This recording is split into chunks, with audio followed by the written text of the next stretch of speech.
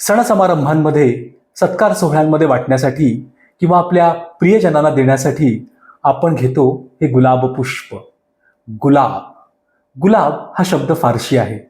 हे फूल सुद्धा परदेशीच आहे. परकीय राजसत्तांनी आपल्या संगतीनं हे फूलही आणलं आणि हे नावही आणलं. या नावाची पण एक गंमत आहे. याचा अर्थ थोडा वेगळा आहे. गुलाब हा शब्द झाला आहे गुल आणि आब या दोन शब्दांच्या संयोगाने.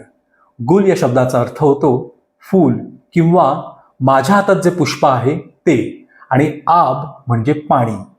गुल आणि आब म्हणजे गुलपासून बनवलेलं सुगंधी पाणी. परंतु आपण या फुलालाच गुलाब असं म्हणतो आणि या फुलापासून बनवलेल्या सुगंधी पाण्याला आपण गुलाब पाणी असा वेगळा शब्द दिलाय. आहे की नाही गंमत? असो, परदेशी असला म्हणून काय झालं?